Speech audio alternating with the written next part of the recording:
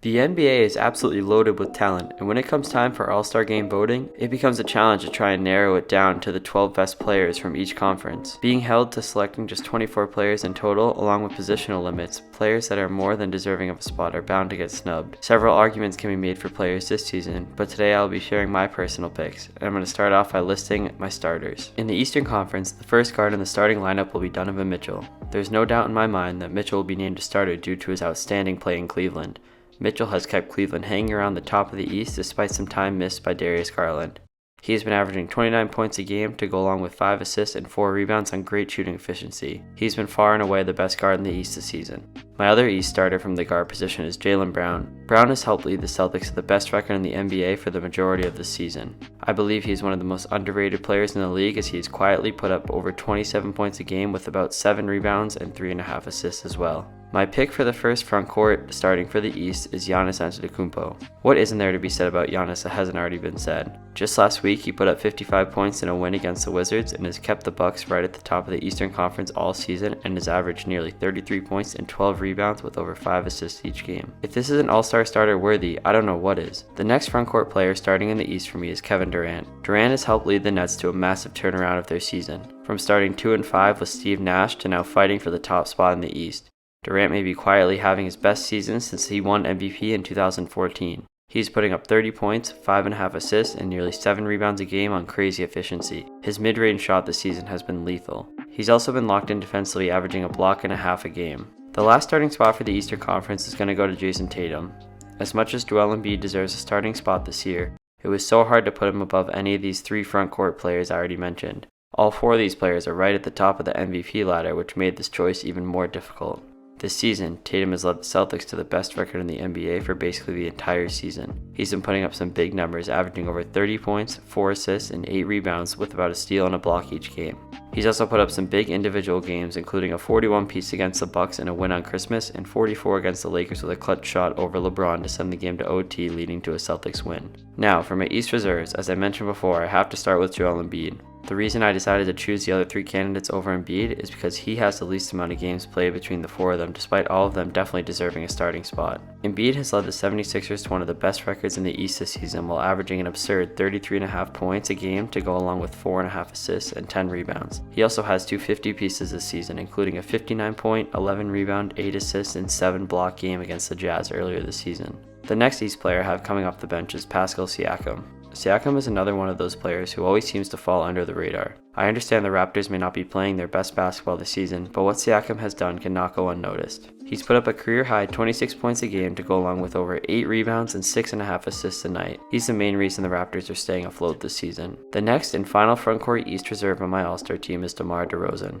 Similar to Siakam, DeRozan has been keeping the Bulls afloat with some incredible performances. DeRozan has averaged about 26.5 points, 5 rebounds, and 5 assists a game while remaining one of the best mid-range shooters in the NBA. The first guard coming off the bench for me in the East is Tyrese Halliburton. Halliburton has led the Pacers to a surprisingly over 500 record this season in a year it was thought they were looking for a top draft pick. Halliburton has been the main focus of the Pacers offense, scoring over 20 points and dishing out over 10 assists a game to go along with 4 rebounds. He's doing all of this on great shooting splits as well, especially from 3-point range, knocking them down over 40% of the time on over 7 attempts a game.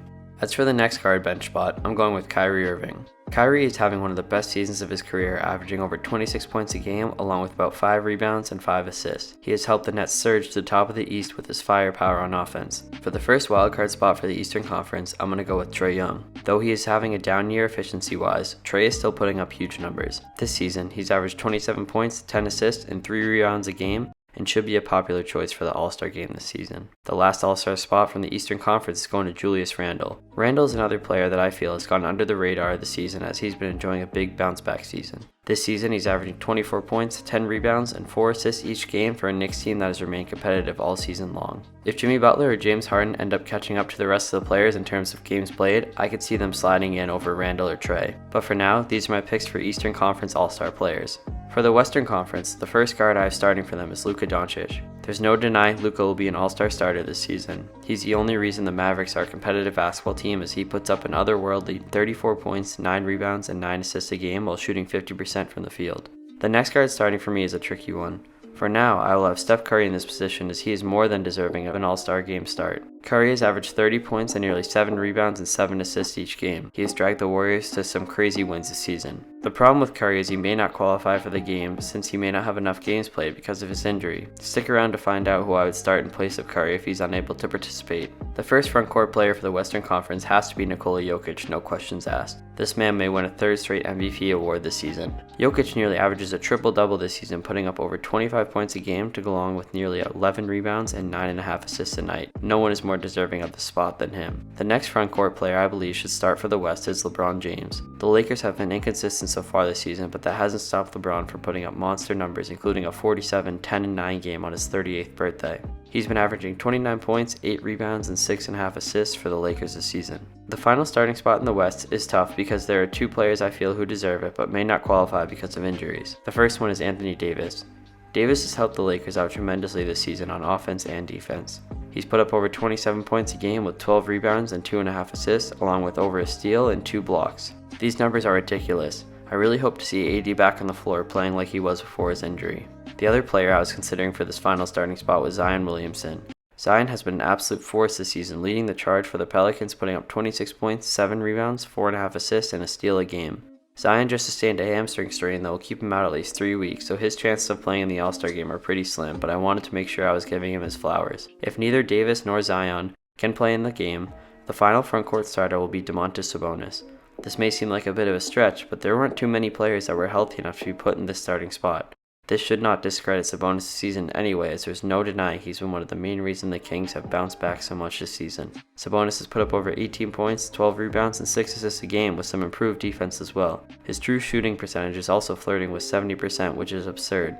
He will get the last starting spot for me in the case of injuries. The first frontcourt player off the bench for me will be potential first-time All-Star Lauri Markkanen. Markkanen is highly efficient, shooting 53% from the field and 42% from 3, while averaging 24.5 points and 8.5 rebounds a game. He definitely deserves a spot in this roster with his play this season. Now, this leaves 2 more guard spots, 2 more front court slots, and 2 more wildcard slots off the bench. For the guard position, I have to include Shai Gilgeous-Alexander. He will be in the starting lineup for me if Curry does not qualify. If the Thunder were a better team, SGA would definitely be in MVP conversations. This season, he's averaged 31 points, 6 assists, and 5 rebounds a game while shooting 50% from the field. He's also put up over a steal and a block each game. He's significantly helping speed up the Thunder's rebuild process. The next guard I have coming off the bench is Ja Morant. The Grizzlies once again have held one of the best records in the league, and Morant has played at an elite level. This season, he scored over 27 points a game to go along with 8 assists and 6 rebounds. He's still one of the most exciting players in the entire NBA.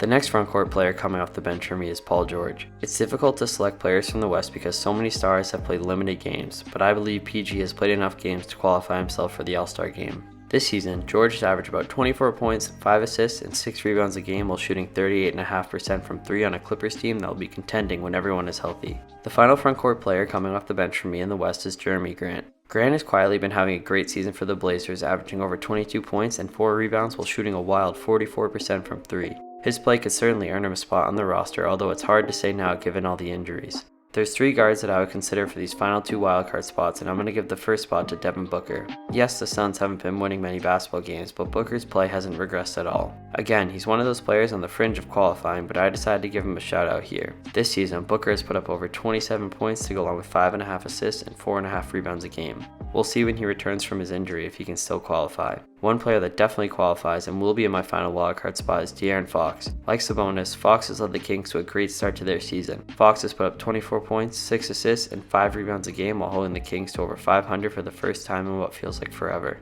I want to give a quick shout out to Damian Lillard as he definitely deserves a spot somewhere here too. In the West especially, it really just comes down to who's healthy enough to play in the game, but these are my picks for the 2023 All-Star Game. Comment down below if there's any players I forgot or if your picks are any different than mine, and don't forget to subscribe.